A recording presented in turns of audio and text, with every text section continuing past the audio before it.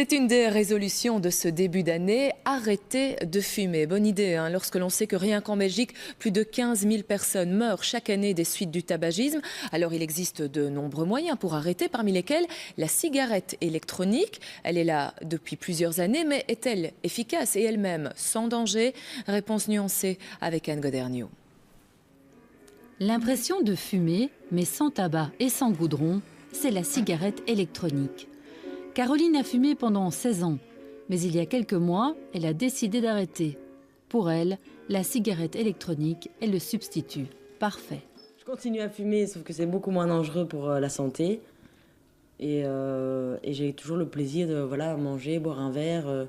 Et les côtés positifs, c'est un peu dur de dire ça, mais de la cigarette, moi que je trouvais positif et plaisant. 3 parties composent la cigarette électronique. La capsule, remplie d'un additif chimique auquel on ajoute de la nicotine ou un arôme, l'atomiseur, une résistance qui va chauffer et faire de la vapeur, et la batterie, qui permet au tout de fonctionner. Le problème, pour les spécialistes en tabacologie, c'est qu'il y a trop de fournisseurs sur le marché et pas suffisamment de contrôle. En plus, les doses de nicotine à absorber ne sont pas clairement indiquées. La cigarette électronique propose aussi de la nicotine. Il y en a certaines qui proposent de la nicotine, mais ce n'est pas très clair au niveau des dosages. Donc il y a plusieurs fabricants et donc à ce moment-là, nous on ne peut pas travailler avec quelque chose qui ne nous permet pas d'avoir vraiment une assurance sur les dosages à proposer aux personnes. Donc les gens risquent d'être surdosés ou vraiment trop sous-dosés. Par contre, avec les produits pharmaceutiques, c'est marqué sur l'emballage, donc on sait vraiment faire les calculs et avoir quelque chose qui soit tout à fait approprié. Aujourd'hui, aucune étude sérieuse concernant les effets de la cigarette électronique n'a été validée. Elle n'est pas considérée comme un médicament. Certains y voient davantage une façon de fumer sainement. Ça reste une dépendance de quelque chose, donc de toute façon, ce serait bien de supprimer. Maintenant, quand j'y arriverai, ça je sais pas. Je sais pas vous dire.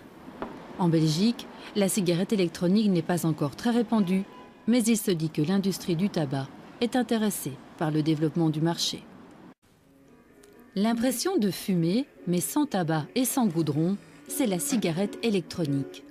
Caroline a fumé pendant 16 ans, mais il y a quelques mois, elle a décidé d'arrêter. Pour elle, la cigarette électronique est le substitut parfait. Je continue à fumer, sauf que c'est beaucoup moins dangereux pour la santé. Et j'ai toujours le plaisir de manger, boire un verre. Et les côtés positifs, c'est un peu dur de dire ça, mais de la cigarette, moi que je trouvais positif et plaisant. 3 parties composent la cigarette électronique. La capsule, remplie d'un additif chimique auquel on ajoute de la nicotine ou un arôme, l'atomiseur, une résistance qui va chauffer et faire de la vapeur, et la batterie, qui permet... C'est une des résolutions de ce début d'année, arrêter de fumer. Bonne idée, hein, lorsque l'on sait que rien qu'en Belgique, plus de 15 000 personnes meurent chaque année des suites du tabagisme. Alors il existe de nombreux moyens pour arrêter, parmi lesquels la cigarette électronique. Elle est là depuis plusieurs années, mais est-elle efficace et elle-même sans danger? Réponse nuancée avec Anne Goderniot. Permet au tout de fonctionner. Le problème, pour les spécialistes en tabacologie, c'est qu'il y a trop de fournisseurs sur le marché et pas suffisamment de contrôle. En plus, les doses de nicotine à absorber ne sont pas clairement indiquées. La cigarette électronique propose aussi de la nicotine. Il y en a certaines qui proposent de la nicotine, mais ce n'est pas très clair au niveau des dosages. Donc il y a plusieurs fabricants et donc à ce moment-là, nous on ne peut pas travailler avec quelque chose qui ne nous permet pas d'avoir vraiment une assurance sur les dosages à proposer aux personnes. Donc les gens risquent d'être surdosés ou vraiment trop sous-dosés. Par contre, avec les produits pharmaceutiques, c'est marqué sur l'emballage, donc on sait vraiment faire les calculs et avoir quelque chose qui soit tout à fait approprié. Aujourd'hui,